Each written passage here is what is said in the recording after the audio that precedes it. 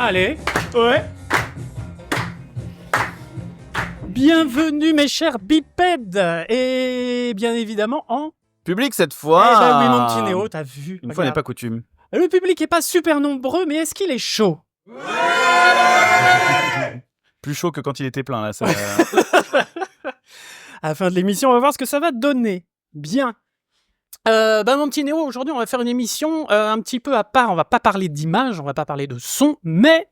Indirectement, oui. Mais indirectement, oui, mais de tout ce qui permet de faire un jeu vidéo, c'est-à-dire les studios, et puis surtout, comment ça réunit les studios. Enfin bref, je suis en train de m'embrouiller, mais... C'est pas facile à expliquer, faut C'est dire. pas évident à expliquer, mais c'est pour ça qu'on a deux invités, François et Gwen, ou Noumeni. Les deux. Les deux, ok, on peut dire les deux, ça marche. Et ils vont nous expliquer ce que c'est que l'association Push Start. Est-ce que vous savez ce que c'est que l'association Push Start dans le public? Non, oui. Pas beaucoup de voilà. oui quand même, ouais. Du coup, cette émission est d'utilité publique. Oui, et surtout que je crois qu'on a une majorité quand même de gens de jeux vidéo, donc c'est étonnant de pas forcément avoir entendu parler de l'asso. Comme quoi, ça vaut le coup de faire du... Comment on appelle ça? Je sais plus. J'allais dire prosélytisme, mais pas du tout. Non, pas du tout. Oui, c'est ça. Une émission dessus, et puis pour vous faire connaître, et puis, alors non pas vous individuellement, parce que vous avez l'air très sympathique, mais il n'y a pas que ça. On va pas parler de vous personnellement, mais de l'association, donc Push Start. Mais avant ça... Oui. Le petit créneau le petit créneau que, grâce à nos chers patriotes-bipèdes, qui sont ceux qui nous aident financièrement à faire ce podcast, nous pouvons faire ce genre d'émission en public, payer à manger et à boire à nos invités et s'acheter des Tesla. Pardon. D'accord. Non, pas du tout. Mais c'est pas vrai, c'est ça. J'ai le bras droit qui me démange. Mais sinon, comment on fait pour devenir patriote-bipède? Mais comment devient-on cet être illuminé et lumineux? Et il faut utiliser Internet, c'est fou en fait. C'est incroyable. Il suffit d'aller sur Patreon de CGY. Non, alors sur le site, vous pouvez souscrire, entre guillemets souscrire, puisque c'est pas une souscription, mais en fait c'est un prélèvement qui est fait à chaque émission qui sort. Il y a 3 paliers, junior, middle, senior. Ça vous rappelle quelque chose forcément. 1, 3 et 5 $. Chacun donne accès à des petites choses en plus, notamment des petits goodies, l'accès au Discord, pour pouvoir échanger avec tous nos invités et avec la plupart des gens qui sont Patreon senior. Il me semble que c'est que aux seniors, tu me rappelles Non, c'est pour tout le monde. C'est pour tout le monde. Eh ben voilà, comme d'habitude, j'ai pas fait mes devoirs. En tout cas, vous avez accès aux émissions une semaine en avance. On demande assez régulièrement en fait aux gens qui sont sur le Discord ce qu'ils ont pensé de l'émission d'avant, est-ce qu'il y a un sujet auquel ils aimeraient qu'on aborde, etc. Alors, on peut pas forcément tout le temps le faire, mais on essaye. Et puis évidemment, si vous voulez nous soutenir, déjà le principal c'est de prêcher la bonne parole. Voilà, c'est ça que je cherchais tout à l'heure. C'est partager le podcast. De toute façon, on fait ça vraiment pour partager un maximum et faire connaître tous les métiers de nos industries. On a commencé dans l'animation, maintenant on est dans le jeu vidéo. On a fait aussi pas mal de choses annexes. Et on remercie tous nos invités déjà depuis. Et je remercie tous ceux qui nous soutiennent jusqu'à maintenant. Et on en a dans le public. Eh oui, évidemment. Donc voilà, vous avez aussi des moyens de faire des dons. Il y a un Spreadshirt qui est bien vieillissant, mais qui est toujours là. Ça va falloir qu'on le dépoussière un peu. C'est clair. Et nouveauté de cette année, mon petit Néo. Vas-y. Pour les entreprises qui veulent nous aider financièrement et être défiscalisées, elles peuvent. À ce moment-là, elles nous contactent directement et puis on leur donnera un lien PayPal parce que c'est possible, mon petit Néo. Est-ce que c'est déjà arrivé? Non, puisque c'est la première fois que je fais la pub pour ça. Oui. Voilà, c'est pour ça que c'est pas encore arrivé, mais en tout cas, on a mis en place, depuis le temps qu'on le dit, qu'on va le mettre en place. Ça y est, c'est fait, c'est lancé. Donc si vous avez des entreprises, si vous êtes dans une entreprise, dans un studio de jeu, dans un studio d'animation, voilà, vous dites, putain, CGY, c'est trop bien, je kiffe, j'écoute les émissions 4 fois et tout ça, voilà. Bref, du coup, vous pouvez dire, vas-y, mets des sous dedans, patron, merci, bisous. Très bien, c'est très bien. Ça résumé. peut être, mais avec un petit cordialement, ça marche très bien. On attaque. C'est parti. Dans le vif du sujet, dans le vif de Push Start. François, Gwen, bonjour. Bonjour. Salut. Ils sont tout timides, ça me fait plaisir. On va vous mettre à l'aise, il n'y a aucun problème. Déjà, vous allez vous présenter qui vous êtes déjà personnellement, et puis ensuite au sein de Push Start, et puis qu'est-ce que c'est que Push Start, et puis on continuera les questions après, parce qu'on en a une pelletée comme d'habitude. Ok, je Qui commence. Allez, Gwen. Donc, je suis Gwendoline Garand, je suis la présidente de Push-Start.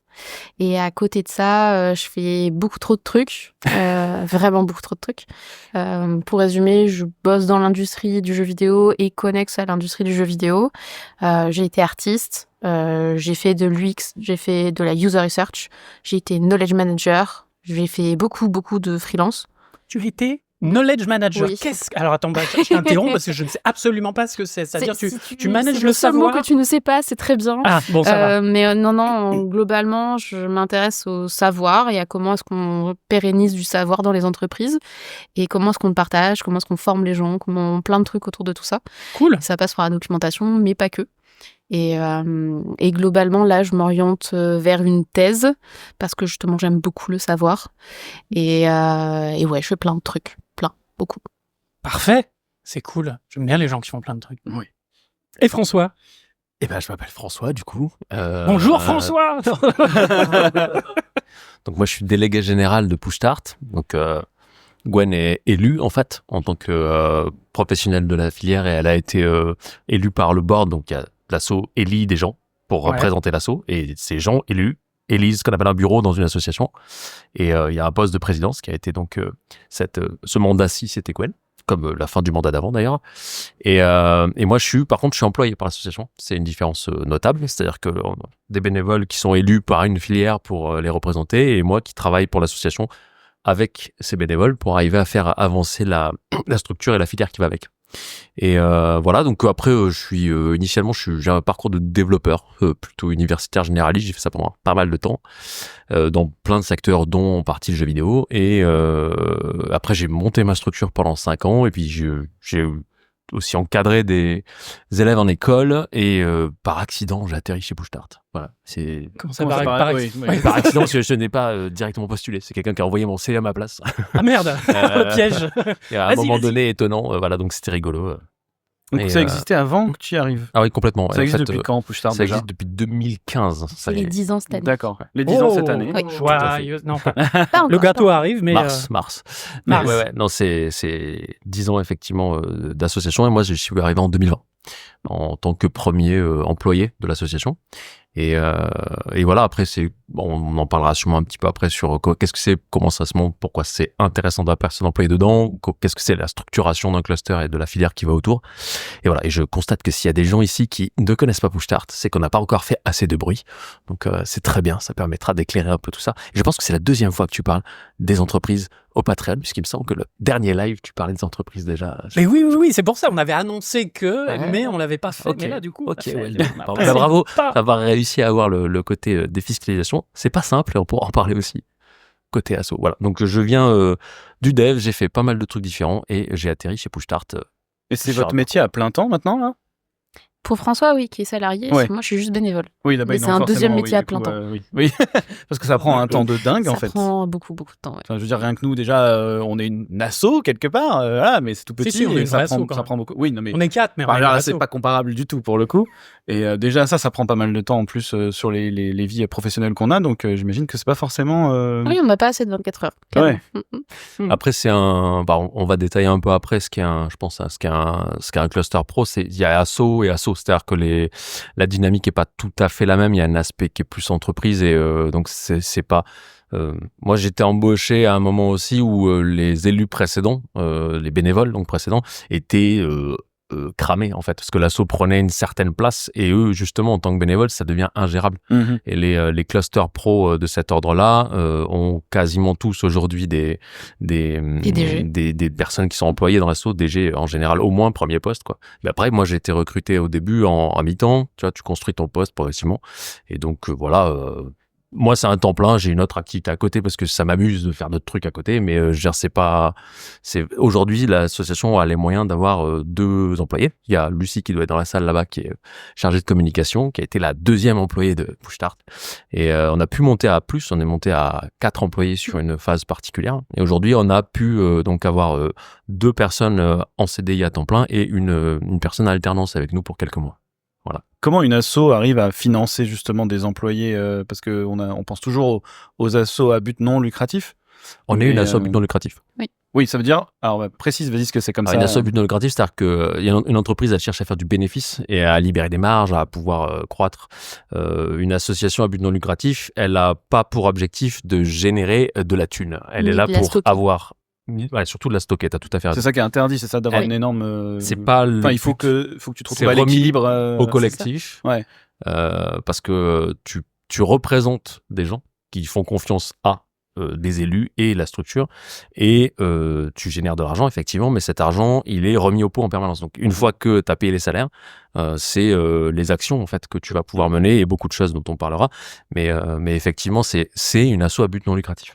Ok, au même titre qu'une asso sportive qui va devoir, si elle a un peu de trésor, elle va essayer de payer des gens à l'année, mais après, il va falloir qu'elle mette l'argent dans le matos, dans des tournois, des choses comme ça. Et vous, c'est dans les actions, du coup. Grosso modo, c'est ça. Et Ok.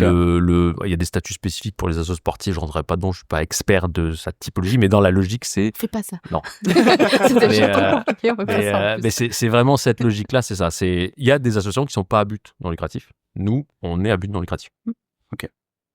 Mais Comme vous, du d'utilité. coup. Pardon. Comme vous, du coup. Bah, comme Oui. nous, du coup, Ouais, oui, clairement. nous, on ne se fait pas absolument aucune thune, on en perd plutôt. Non. Mais, alors, comment ça naît, cette association, et surtout, à quoi ça sert? Puis, tu as parlé d'un mot cluster. Ouais. Alors, je suis désolé, mais moi, je ne sais pas ce que c'est qu'un cluster. Oui, Mis à part un truc, un agglomérat de trucs. ça. C'est clairement ça. c'est une hein. grappe. D'accord, donc C'est un vous faites rassemblement Ok. de personnes et justement à l'origine, même si on parle un peu pour eux parce que ça date maintenant, mais c'est vraiment un rassemblement de professionnels qui se sont dit bah ensemble on est plus fort, donc on va rassembler les forces, les capacités, on fait des choses en commun et puis on essaye de se faire entendre, d'avoir des projets à chaque fois un peu plus grands, etc., etc. Donc il y a vraiment cette idée de rassemblement et de collectivisation, je sais pas le terme, des ressources pour avancer collectivement, quoi. La notion de cluster, c'est pas forcément quelque chose qui est rattaché à l'associatif d'ailleurs. Donc en fait, on est une association professionnelle et de fait, dans le fonctionnement qu'on a, on est un cluster. Ça va être un outil, une plateforme et un lieu de rencontre pour un ensemble de structures ou de personnes aux mêmes intérêts. Et après, avec ce cluster, bah, tu représentes un collectif et ce collectif va pouvoir mener des actions pour ce collectif. Et vous n'avez pas forcément un local, c'est principalement le Discord. On a un local. C'est ça? Ah, vous avez un local quand On même? a un local Où aujourd'hui. les gens peuvent aller, etc. Tout à fait. Se rencontrer, faire justement planifier des actions. On est à et ça l'altropisme. Alors en fait, De quoi? Il y a 2 lieux. Vous avez 2 lieux, mais tu Il y n'étais a- pas au courant du deuxième, visiblement. Mon Dieu, c'est un bunker secret. Mais c'est en lien avec une action qu'on a, mais on a le premier lieu qui est donc là, le tropisme. Je sais plus combien de temps ça fait. On est arrivé en 2000. Alors, toutes les associations professionnelles n'ont pas forcément de bureau, mais nous, on a eu un premier bureau au départ. S'il y en a qui connaissent la Cité de l'économie et des métiers de demain vers Odysseum, c'était là où on était au départ. C'est pas l'univers du jeu vidéo. Voilà. C'était pendant le Covid en plus, donc moi j'y suis allé 5 fois en tout et pour tout. Et après, on a pris, lorsqu'on a eu des recrutements à faire et passé à 4 personnes, on a justement pris un espace à la Altropisme. Donc je pense que tout le monde connaît plus ou moins ici l'altropisme. Ça sert. Globalement, c'est quoi La l'altropisme? Parce que nous sommes écoutés jusqu'au Japon, donc si tu veux, l'altropisme, voilà. J'espère que c'est traduit du coup. Parce que Oui, pas de souci. mon accent japonais est pas terrible. L'altropisme, c'est ce que je qualifierais de tiers-lieu. En fait, tu vas avoir un espace qui est un ancien bâtiment de l'armée, qui a été mis à disposition par la métropole d'acteurs culturels qui vont en fait piloter cet endroit. Il y a des gens qui connaissent l'altropisme parce qu'il y a un café, il y a des événements, il y a des concerts. Emmaüs, il y a des il y a poules, il y a Emmaüs, plein de il y trucs. a des- Il y a des poules, oui, c'est il y a sûr. des tas d'actions en fait qui sont faites là-bas de façon générale, plutôt avec une dimension culturelle et sociale, mais tu as tout un espace qui est réservé aux entreprises et aux structures professionnelles, à la fois de l'open space pour des indépendants qui veulent un bureau par exemple, et des bureaux qui peuvent être plus soit partagés, soit privés. Tout cet endroit-là permet d'avoir plusieurs structures mélangées là, avec un peu le même ADN. Donc ça fait un brassage permanent qui est intéressant en termes d'espace. Et c'est un peu... Moi j'aime bien, c'est punk un petit peu. Hein. Voilà, il y a des poules comme l'a Oui, dit souvent, Gwen. en plus, comme il y a les concerts le soir, t'entends pendant que t'es en train de bosser les répètes, les réglages, tout ça. Les poules qui s'éclatent au Les concert. poules poules. également. C'est ça les les- poules à facettes, hein, ils les ont bâties. Oh, c'est beau. C'est C'est un peu accroché au drôle, hein. plafond, ils les font tourner, tout ça. Ah bon. Il n'y a pas d'animaux qui a été blessé. Ah bon, ça va, pendant le... Et du coup, le deuxième lieu, partiellement, c'est en lien avec donc l'incubateur qu'on a développé il y a quelques années de ça, qui est au niveau maintenant de Sud de France. Ouais, c'est la on a halle de appelé- l'innovation. Ouais. où justement on a cet espace qui nous est prêté, parce qu'il ne nous appartient pas, mais pour lequel on peut faire en sorte que des studios puissent se rassembler, travailler, avoir des espèces de grandes masterclass, des grandes conférences qui soient données là-bas. Donc ça nous fait aussi une autre présence à l'autre bout de Montpellier, où on essaye de faire vivre en fait le cluster, apporter du contenu, mener des actions, faire vivre aussi la ville, parce que ça fait rayonner un petit peu tout ça. Dites-nous justement, c'est quoi ces actions? Qu'est-ce que vous faites avec Push-Start et un peu plus précisément? Parce que c'est assez flou. Quand on va sur le site, il y a beaucoup d'infos, j'avoue. Voilà, dites-nous un peu les majeurs, les missions majeures que vous vous donnez. Et le site, il n'est pas à jour. Voilà, c'est le moment. Ça va. Oui, non, mais c'est justement ce sur quoi on doit travailler. Mais typiquement, les actions de Push-Start, elles sont très vastes. Elles dépendent énormément des personnes qui viennent nous voir en réalité. Donc, s'il y a des porteurs de projets ou des porteurs-porteuses de projets, on essaye de faire les choses ensemble. Donc là, actuellement, on a effectivement l'incubateur que j'ai évoqué, qui permet que des studios ou des gens qui aimeraient créer un studio, qui ont un début de jeu mais qui n'ont pas la structure, soient encadrés, qu'on les accompagne pour que ça se développe dans les meilleures conditions. Donc il y a déjà ça, c'est un gros projet en soi. Et après, ça peut être faire des délégations pour aller à des événements professionnels, pour participer, mettre en valeur un jeu, un studio, etc. Enfin, c'est ultra vaste, trop de trucs. avoir par exemple comment on appelle ça, un booth dans un événement comme la PAX, si j'ai n'importe quoi. En français, je sais pas comment on dit. Un stand. Un stand, oui, un stand, tout à fait. Oui, c'est en français. C'est très français. Ce qui est un mot français discutable. Voilà, Oui. Mais oui, ça peut être ça. Ça peut être là, par exemple, on réfléchit à pouvoir aller à la Nordique qui se passe en Suède, d'envoyer des gens là-bas pour qu'ils rencontrent un autre écosystème et se fassent connaître et qu'on mène des relations internationales avec un autre cluster qui se développe très très bien, etc. Du coup, vous allez acheter des doudounes? Comment ça va se passer? Non. ça en était pourtant. On a une chargée de com qui aimerait bien des bobs. Donc il y a déjà une première commande à passer. On verra après. Mais non, c'est vraiment plus organiser justement ces déplacements, faire en sorte que tout se passe bien pour eux, les accompagner de A à Z, prendre les besoins, même avant même de partir là-bas. Est-ce qu'il y a des besoins de rencontrer des gens sur place, de chercher des investisseurs? Ça, c'est vraiment ultra large et c'est vraiment très dépendant de ce dont les gens ont besoin. Mais du coup, alors qui s'occupe de tout ça? Parce que ça peut pas être qu'une personne, c'est les gens entre eux qui s'entraident, ou il y a des gens qui, comme François, sont là, référents, et il y a François, j'ai un on problème n'a pas assez de dessous, comment François. ça se passe? Non, mais alors, pour compléter, parce que Gwen a montré quelques grosses actions qu'on peut avoir. Donc, il y a le Montpellier Game Lab, qui est l'incubateur, qui existe depuis 2021. On pourra détailler un peu après si vous voulez les actions. Je veux bien que tu le détailles, parce que je l'ai lu plusieurs fois et je vois pas encore ce que c'est vraiment. Alors, Montpellier Game Lab, incubateur. Un incubateur. C'est pour les œufs des poules. C'est ça. Pareil, mais on avec peut faire la vrais gens. métaphore. Je trouve que tout est lié. La métaphore est fonctionnelle. Techniquement, c'est un programme qui a été monté avec Push-Start et le BIC. Donc le BIC, c'est un incubateur innovation historique qui a presque une 40aine d'années sur Montpellier, qui est basé à la Halle de l'innovation d'ailleurs, c'est pour ça qu'on est là-bas, et qui est reconnu mondialement et qui accompagne notamment les startups depuis des années. Ils font pas de la crotte. Non, c'était pour la blague, mais c'est pas grave. Ah non, vas-y. Pas mieux. Lorsque le jeu vidéo s'est développé sur Montpellier, les acteurs du jeu vidéo, les entreprises du jeu vidéo, elles n'avaient pas forcément les dispositifs dont bénéficiaient ce qu'on appellera les startups. Donc, ils se sont naturellement rattachés au BIC. Et le BIC s'est retrouvé à un moment donné dans une situation où ils ont accompagné des studios pendant quelques années. Ils se rendaient compte qu'il y avait des fortes différences entre ce qu'est une startup classique et ce qu'est un studio de jeu vidéo. Ouais. Donc, ils étaient un petit peu ennuyés parce qu'ils arrivaient à leur amener quelques éléments, mais ils sentaient bien qu'il y avait un peu des trous dans la raquette. Et avec des dirigeants de studio, comme par exemple Frédéric Lopez de Haltshift, pour citer lui, parce qu'il est vraiment dès le départ dans le projet. Et moi, c'était au tout début où je suis arrivé chez Push-Start. On a fait le constat qu'il y avait un besoin. On a proposé au BIC de co-construire un outil qui soit avec la légitimité et le côté entreprise du BIC classique et tout le volet connaissance de l'industrie du jeu vidéo que Push-Start et son écosystème pouvaient amener. Et donc, en fait, on a une promotion par an qui réunit aujourd'hui 5 studios chaque année. En tout, aujourd'hui, on a 21 studios accompagnés, parce qu'au début, il n'y en avait pas 5, plus. On va avoir pendant plusieurs mois un accompagnement avec du coaching avec des dirigeants de studios déjà en place, avec des ateliers pour apprendre à faire des playtests correctement, pour apprendre on va faire ce qu'on appelle des ghost reviews, par exemple, pour arriver à tester votre jeu selon la presse, mais avant que ça sorte dans la presse pour voir si ça marche. On va avoir des ateliers autour du marketing, de la vente marque. Le but, c'est pas d'apprendre aux gens à faire des jeux vidéo au sens où normalement ils arrivent, ils ont déjà des bases techniques. On peut leur amener des éléments s'ils ont besoin le côté là-dessus. technique artistique est déjà là, mais En fait, on va plutôt accueillir des structures qui ont déjà une base de production, mais qui ont besoin de comprendre qu'est-ce que c'est une entreprise, comment tu vas gérer tes ressources humaines, comment tu vas accéder à tes marchés, comment tu vas parler à des financeurs, comment tu vas progressivement faire que c'est une boîte qui tourne et pas juste un groupe de potes qui fait un jeu. Et l'idée, c'est d'avoir des structures qui en vivent, d'avoir des employés qui puissent être heureux et des bons axes de développement, des fonctionnements sains d'entreprise. Et pérenne. En amenant à des gens qui sont plutôt dans la création initialement, des briques qu'ils n'ont pas acquis en général.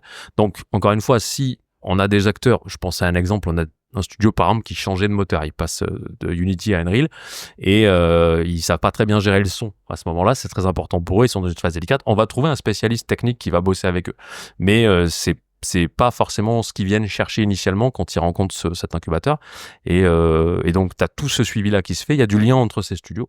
L'idée, c'est qu'on les renforce au fil de l'eau avec du coaching, des ateliers, des conférences. Je tiens à préciser un point qui est pas négligeable, ces conférences sont construites en ligne intégralement. C'est un incubateur qui avait le jour pendant le Covid, donc on a vraiment construit un truc qui était le plus léger possible.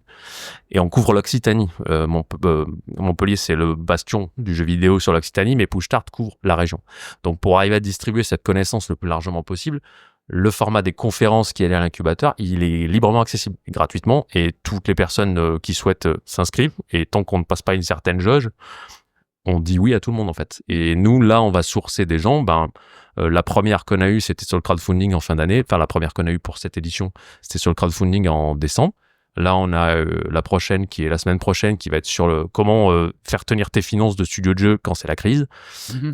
Celle d'après, elle sera sur la propriété intellectuelle, tu vois. Et à chaque fois, là, tu as un format de 90 minutes où quelqu'un vient, parle d'un sujet pointu, délivre de la connaissance à un public et il y a une phase de questions-réponses derrière. C'est construit sur les besoins de l'incubateur, mais ça distribue largement à tous les acteurs qui seraient intéressés par ces sujets-là, en fait, très librement. Vous faites ça sur une plateforme en particulier, genre Twitch, YouTube ou Oui. quelque chose comme ça ou... Et après, rediff, YouTube. Ouais, il y a, alors, pour les confs, on est sur Google Meet. Ok. Pour certains formats hybrides, on va utiliser Twitch. Enfin non, d'ailleurs, pas dans l'incubateur, parce que il y a le besoin de contrôler qui c'est qui voit le truc. Les speakers préfèrent aussi, voilà, c'est un peu. Il y a des fois, t'abordes des trucs qui peuvent être un peu touchy. Après, la partie atelier, elle est private. Il y a pas de, c'est pas ouvert, c'est que la promo. Et puis tous les coachings one-to-one avec les studios, ça c'est privé, c'est sous NDA. Il y a pas d'ouverture de ça au public, quoi. Voilà, bon, c'est un programme d'incubation, tu prends très tôt des projets ou des équipes jeunes de toute taille. T'en as qui arrivent, ils sont 2 dans un garage avec pas de thunes et une idée, un peu poussé quand même, mais voilà. Et puis t'en as, ils vont arriver, ils ont déjà levé 2 ou 4 millions et ils ont déjà 15 personnes, mais c'est leur premier jeu. Et donc en fait, on va les aider on va identifier les angles morts parce que c'est génial, mais t'es quand même vachement à risque. T'es à risque de 4 millions. Voilà. Donc, si tu foires, la gamelle, elle est pas pareille. Et toutes ces choses-là, c'est du coût humain à chaque année, en fait. Ça, c'est le Montpellier Game Lab. Ok. Alors à Montpellier, on dit Montpellier Game Lab, et hors Montpellier, on dit MGL, comme ça la région ne nous casse pas les pieds, parce que on vous expliquera après ce que c'est de bosser avec des institutions, si vous voulez, vous allez voir, c'est rigolo. Et ça, c'est une action qu'on fait. Mais on a un certain nombre d'autres actions, l'export qui vient d'être évoqué, tout un travail avec la formation. On a réaccompagné la région pour réouvrir un fonds de soutien financier aux jeux vidéo qui avait existé, qui a été fermé pendant 2 ans et qu'on a rouvert l'an dernier. Comment vous arrivez à les convaincre dans une période comme ça? Comment est-ce que vous arrivez à leur dire lâchez de la thune, quoi? On lâche rien, on y va tout le temps. C'est vrai, on nous a acculturés en permanence. Alors, on est une asso. Et en fait, cette association, il y a... alors, pour une association régionale, on est une des seules à avoir des personnes physiques qui peuvent faire partie des adhérents, mais le gros des adhérents et ceux qui portent l'industrie, c'est souvent des entreprises. Donc en fait, au final, on va représenter aujourd'hui, je veux dire 70-75 entreprises entre les studios, les éditeurs, certaines écoles, etc. Quand tu vas voir la région, en disant moi j'ai tous ces gens, ils sont adhérents chez moi, ces structures elles sont adhérentes chez moi, elles ont voté pour qu'on les représente avec leur portefeuille et avec leur vote tous les ans. La région en face, elle observe ce que ça représente. Ouais, et ça représente, alors c'est très froid, mais pour ces acteurs-là, malheureusement, ce qui compte d'abord, c'est le nombre d'emplois et la tunasse. Voilà. Mais Donc ici, les sous. voilà. Mais quand tu leur montres ces métriques-là, du coup, tu peux engager des discussions et tu connais une filière que eux connaissent pas. C'est-à-dire que le jeu vidéo, ça reste un ovni pour eux. Ils progressent aussi, ils apprennent avec nous, mais et en fait avec vous, puisque encore une fois, une asso, c'est juste un tas de gens qui font des trucs ensemble. Donc, s'il n'y a pas les gens, ça sert à rien. Et nous, notre vision, c'est studio first. On sert d'abord les studios et les gens qui sont dedans, parce que c'est la valeur, elle est produite là. Et autour de ça, tu vas forcément bosser avec des éditeurs, des écoles, des partenaires, plein de spécialistes, etc. Et quand tu vas parler à ces acteurs institutionnels avec le poids que ça représente et l'expertise que tu développes, et puis que tu fais venir à la table des patrons de studios installés, avec des employés, avec des jeux qui sont sortis, qui sont renommés, etc., ils t'écoutent au bout d'un moment. C'est fatigant, faut se bagarrer, mais leur intérêt, c'est pas de pas écouter un bout d'industrie qui emploie plein de gens, en fait. C'est de comprendre. Leur vous êtes là pour les aider à intérêt, c'est comprendre, ça, c'est complètement ça. Donc voilà, cette dynamique, c'est un peu la dynamique d'une association professionnelle qui caractérise la différence qu'on a par rapport à plein d'associations. Quand on parle d'association, on pense à plein de trucs, mais pas forcément à ce que nous on fait. Oui, parce que du coup, vous êtes plutôt porte-parole plus que syndicat. Ah oui, clairement, on n'est pas un syndicat. Voilà. Non, j'ai pas dit que vous étiez un syndicat, mais je veux dire dans la manière dont le rapport vous vous adressez. Justement, dans la tête, il faut vraiment pas avoir cette image-là de syndicat. On n'est pas, on représente pas des revendications au niveau des employés, etc. Même au niveau des entreprises. On est là pour faire comprendre ce qu'est l'industrie, les besoins de l'industrie, et notamment parce que même encore maintenant, quand on discute justement avec les institutions, on est encore beaucoup trop assimilé à d'autres industries, genre que la tech ou que le cinéma, et en fait on dépend un peu de plein d'endroits parce qu'on n'est pas identifié comme une industrie à part entière. Et donc on a des problématiques qui sont nulle part, qui sont partout à la fois aussi, et il y a ce besoin de faire comprendre qu'il y a une structuration à mettre en place pour les besoins des employés, effectivement, en bout de chaîne, mais sur toute la construction d'un projet, pour que le projet soit viable, que l'entreprise soit viable, etc. etc. Donc, on n'est pas un syndicat. On fait effectivement du lobbying auprès des institutions pour une industrie, mais on est là pour apporter, en fait, une base structurante pour toutes celles-ci, en fait. D'accord. Des représentants, des leviers, ok. Je précise deux choses. Enfin, une chose par rapport à ce que vient de dire Gwen. On n'est pas un syndicat, autant que possible, on a un terrain neutre, c'est-à-dire qu'on est une plateforme où justement les employés et les employeurs peuvent parler ensemble, les syndicats peuvent trouver de la ressource et des interlocuteurs et des renforts pour parler à certains institutionnels, et ça peut aller sur des actions, je vais vous citer un truc totalement abstrait, mais qui en fait impacte directement les salaires des personnes dans le jeu vidéo. En fin d'année dernière, on n'a pas suivi, tout le monde a suivi, je pense que c'était un peu le foutoir au niveau politique, vite fait, et il y a un moment donné où on s'est retrouvé embêté avec une notion de ce qui s'appelle le crédit d'impôt jeux vidéo. Et il se trouve que ce truc-là est très utilisé par les studios français et c'est un élément très fort d'intérêt pour les investisseurs. Qu'est-ce qui fait qu'un studio se développe ici plutôt qu'en Pologne, par exemple? C'est un aspect intéressant et fort qui permet aux entreprises du jeu vidéo d'aller utiliser ce dispositif pour diminuer le coût de leurs impôts ou des choses comme ça dans le cadre de production. Et ça, c'est de l'argent qui repart dans les studios, en fait. Et c'est de l'argent qui permet d'employer des gens. En tout cas, dans la version vertueuse de faire ça, c'est de garder cet argent au sein de l'industrie pour le faire tourner. Et ça, c'est des combats qu'on va mener avec des acteurs autres. Nous, on est Occitanie, mais on travaille avec des acteurs sur tout le territoire national. On a 8 associations du type comme nous, en nous comptant. Quand ça va de la Bretagne à la Réunion, pour faire court. Et en fait, ces 8 assos travaillent aussi avec des instances nationales, comme le SNJV, Syndicat national du jeu vidéo, par exemple, pour aller représenter les intérêts de ces entreprises. Ça veut dire que, pour donner un exemple, on va rencontrer des députés pour expliquer c'est quoi les spécificités du jeu vidéo, pourquoi c'est intéressant de travailler avec nous et de défendre certains dispositifs. Les entrepreneurs nous accompagnent pour présenter les raisons et le concret de ce que ça peut dire de positif pour l'industrie. Et après, charge à eux d'aller défendre les intérêts de ce en quoi ils croient dans les dispositifs de loi, les plans de loi finance et les trucs compliqués que personne n'a envie de lire. Voilà. C'est intéressant parce que vous recréez du lien à un endroit en fait où on se dit toujours non mais de toute façon ils y connaissent que dalle, et en fait ça rejoint ce que j'allais dire par rapport à ce que tu expliquais Gwen, c'est que en fait, c'est fou de voir à quel point le manque de prise au sérieux de ce média depuis toujours a mené en fait à ce bordel, quoi. C'est-à-dire le cinéma et tout a tout de suite eu des grands comment dire, des grandes familles entre guillemets, ou des choses qui ont mis des structures, même des groupes, voilà.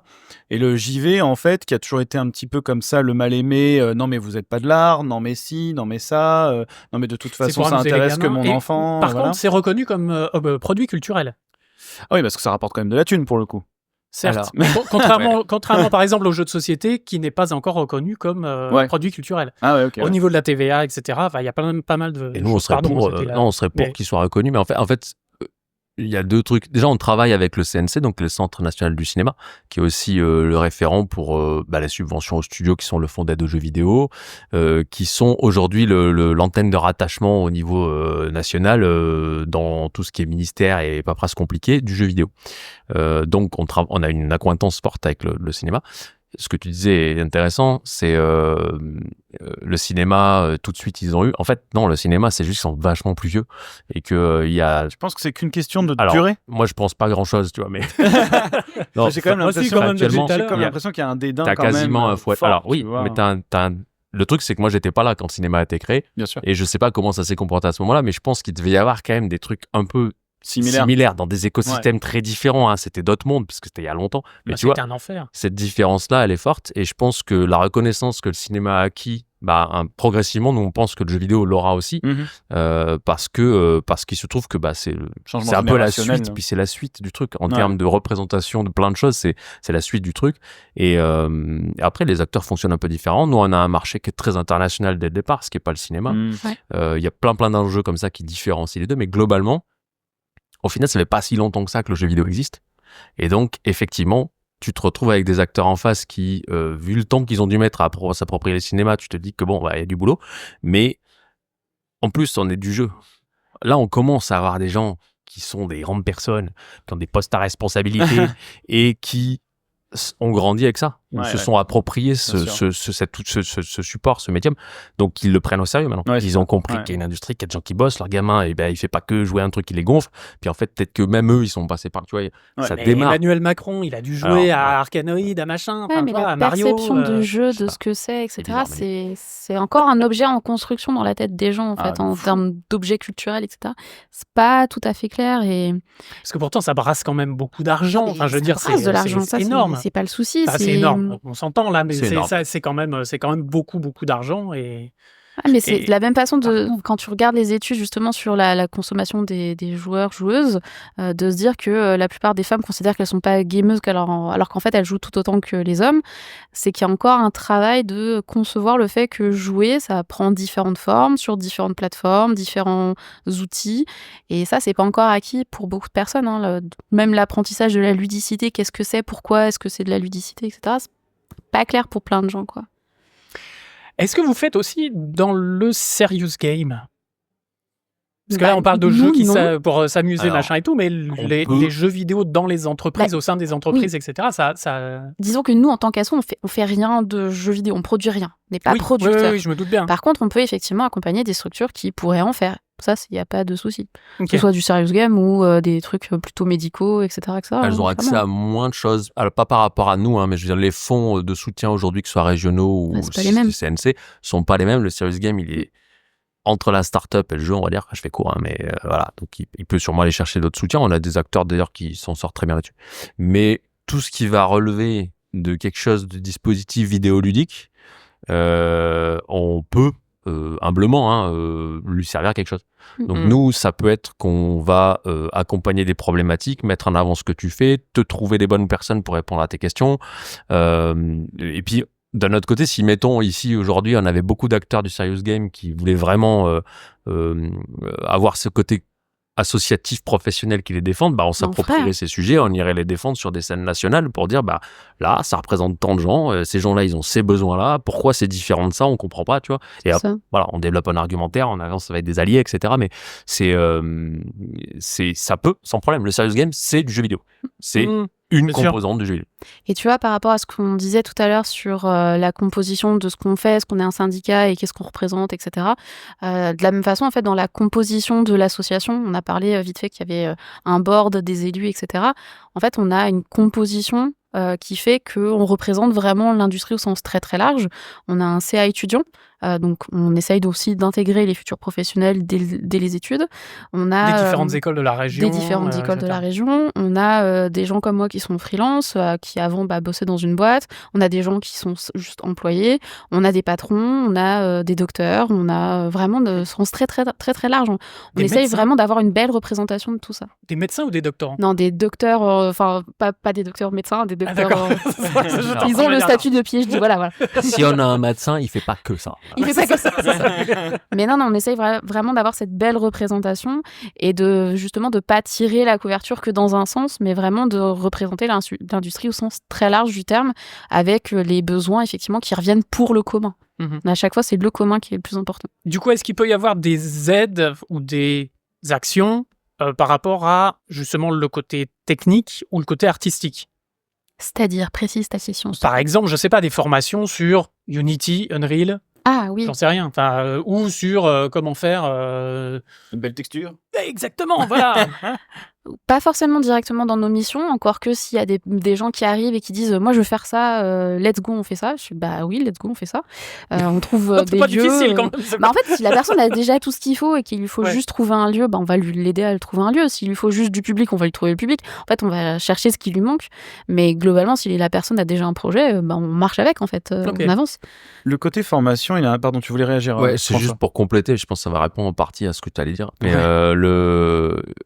pour répondre à ta question, si j'ai bien compris la question, on accompagne dans les missions qu'on a le savoir, la progression du savoir, le partage des connaissances à travers plein de choses en fait. Ouais. Les conférences dont on parlait tout à l'heure, les ateliers, le Montpellier Game Lab, c'est Ça en une fait partie de partie. ça. Complètement. Les masterclass qu'on peut monter avec certains partenaires. Je repense à l'an dernier, on était dans une école qui s'appelle Slop, qui est spécialiste du son, et on a monté une masterclass avec des personnes d'Ubisoft qui étaient bossées sur Prince of Persia et des personnes de Rendis qui avaient bossé sur Chains of Sinar, spécifiquement sur le son. Là, t'as de la montée en compétences, t'as du Mhm. partage de connaissances, t'as des gens qui viennent acquérir ça, partager dessus, aller boire une bière après en discutant de comment t'as fait, etc. Et c'est super chouette. Donc ça répond en partie à ce que tu évoques, je pense. Et je vais aller plus loin, je vais passer les détails de comment on en est arrivé là parce que ça va être long et chiant, mais on a aujourd'hui des partenaires avec lesquels on développe, où on distribue, où on met en valeur et on construit aussi des programmes. Je pense à un outil qui s'appelle Berti par exemple, pour penser qu'à lui, mais qui est un organisme de formation qui est conçu initialement par l'équivalent de Push-Start en Auvergne-Rhône-Alpes, donc qui est Game Only, beaucoup plus grosse région du jeu vidéo, deuxième région du vidéo de France. Ils ont beaucoup plus de monde et c'est une équipe beaucoup plus solide. Ils ont un budget qui est vraiment plus conséquent par rapport à l'autre, mais c'est normal. C'est On juste. sent une petite jalousie. Alors quand même, absolument hein, pas, non. absolument pas. Et c'est vraiment, on bosse avec eux et en fait ils ont monté cet organisme de formation sur la base de diagnostics que nous on avait produits Ouais. Mhm. et Et sur les besoins remontés par sur les les adhérents. besoins remontés par les adhérents, les studios, etc. Ils développent un cycle de formation. Aujourd'hui, il y a une autre asso qui a rejoint ce truc, donc ça veut dire que c'est une entité qui organise des formations. La tête de cette entité, c'est Paris et Lyon, mais c'est les associations pro, et elles produisent des formations. Nous, si c'est des partenaires à nous.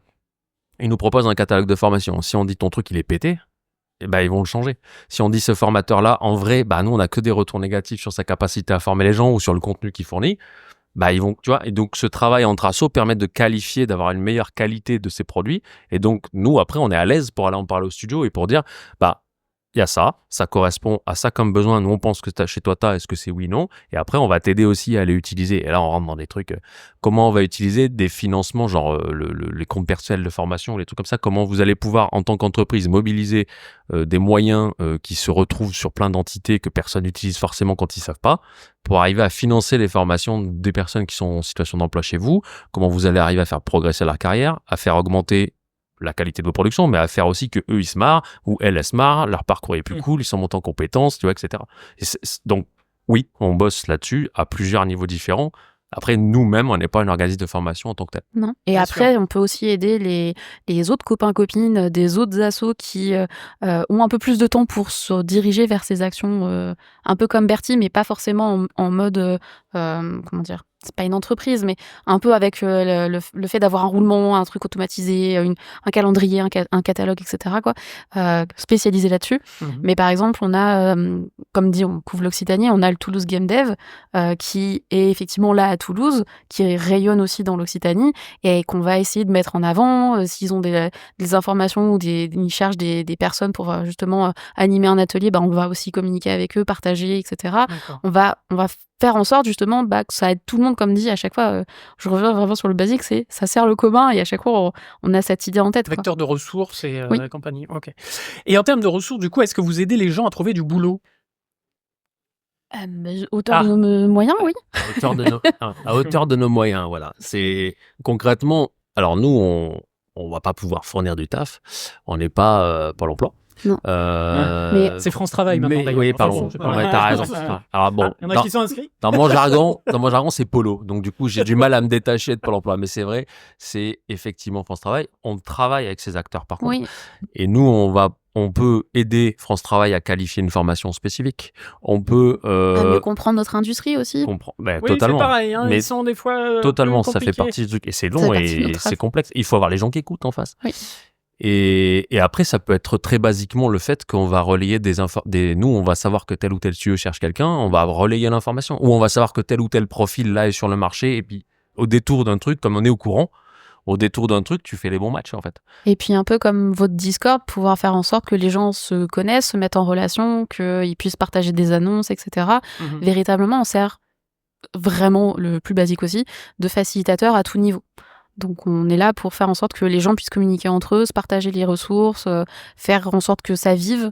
Et c'est à eux de prendre les outils et d'en faire quelque chose de concret, quoi.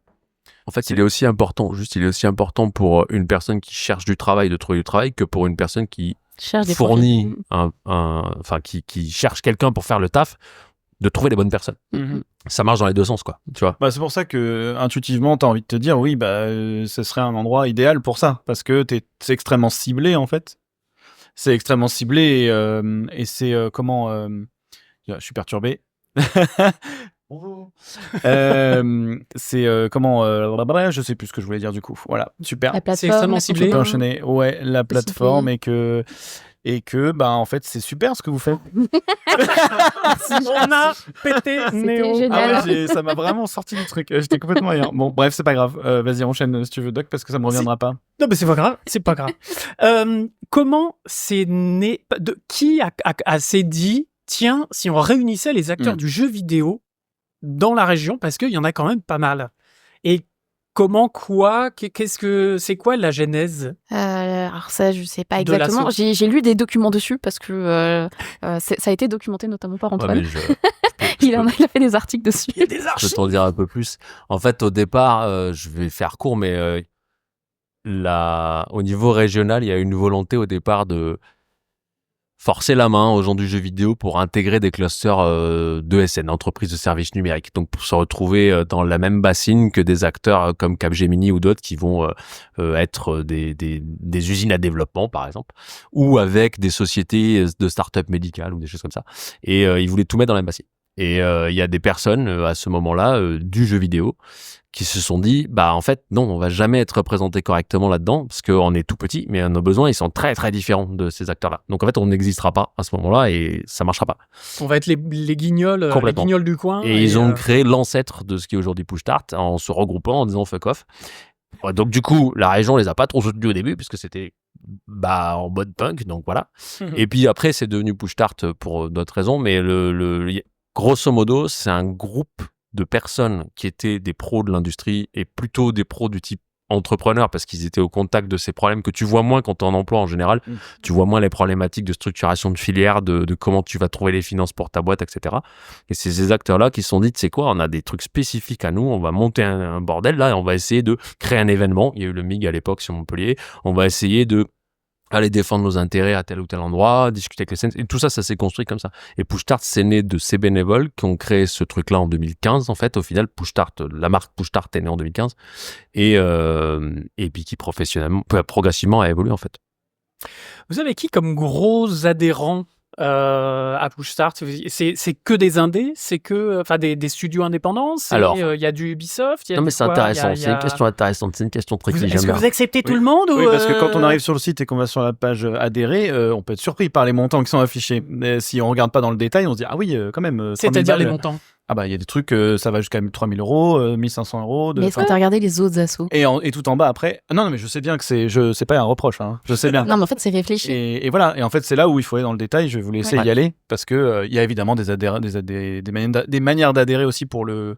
Je rappelle que CGY n'est commun. pas aussi cher. Mais C'est pas les mêmes on fournit. On n'a pas les mêmes besoins. Ouais, moi, si tu veux faire mon taf, je te laisse. Je vais prendre un peu de vacances, je te laisse faire. Il n'y a pas de problème. On échange. Ah non, mais c'est clair, on fait pas le même service. Ouais. Non, mais alors, les adhérents, nous, de base, donc, je vais parler des entreprises. Si tu es une personne en situation d'emploi ou si tu es une personne étudiante sur la région, que tu souhaites adhérer à Push Start, tu peux. Là, les tickets, ils sont pas du tout, ils sont pas conséquents, tu vois. Non, Et ça, c'est les adhésions qu'on qualifie d'individuels et qui amènent le fait d'être avec le collectif, de pouvoir voter pour le collectif, d'avoir des happy hours quand on fait les soirées.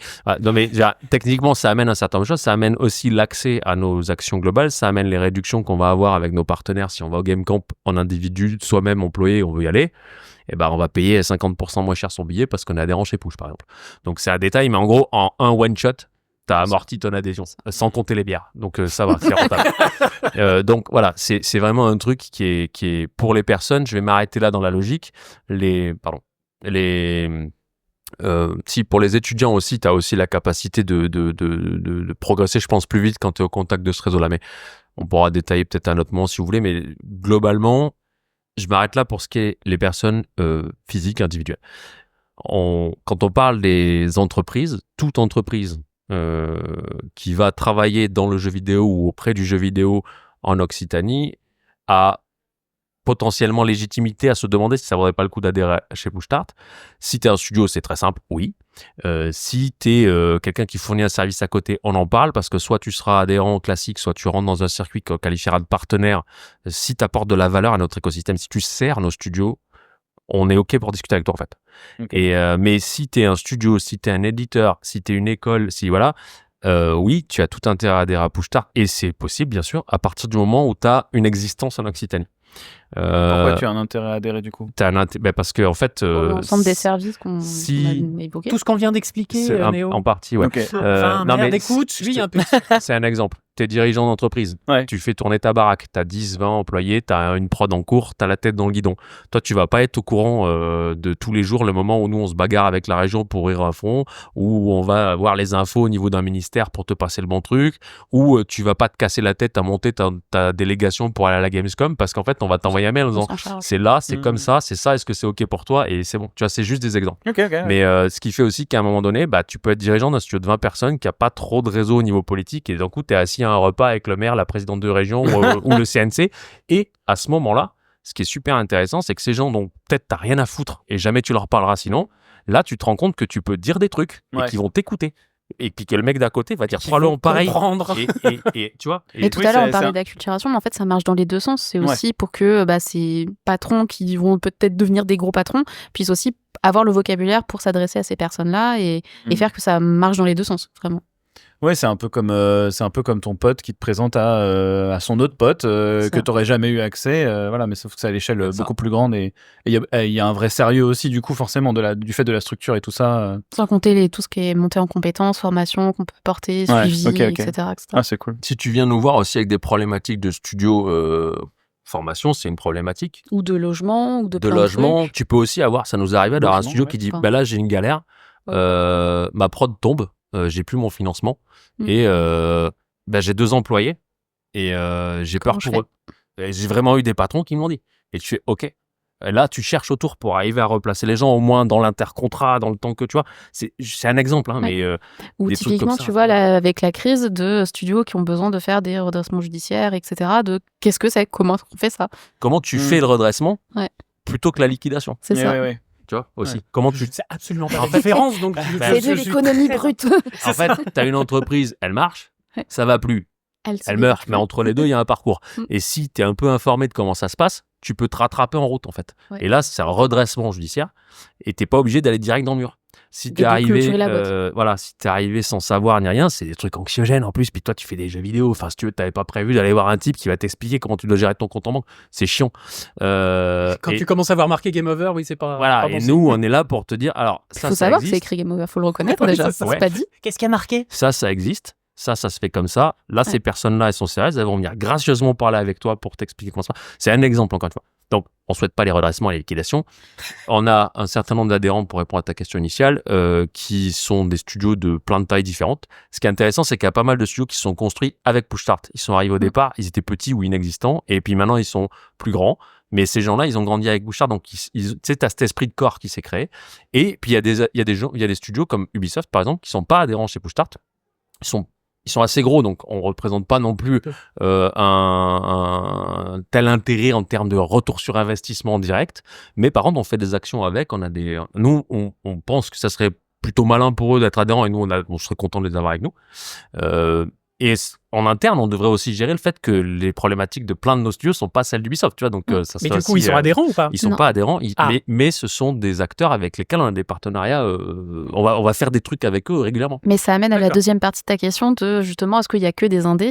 Et effectivement, quand tu regardes la composition du territoire d'Occitanie versus les autres d'autres régions, ce qui est intéressant, c'est d'observer que quand on avait fait ça il y a 2 ans, de comparer vraiment Auvergne-Rhône-Alpes avec l'Occitanie et d'observer que en termes d'adhésion et de studios, on a des chiffres assez équivalents, mais que dans la composition même de qu'est-ce que sont ces studios, effectivement, c'est des très gros du côté de tout ce qui est Lyon, alors que côté Montpellier, en fait, effectivement, on a beaucoup de tout petits.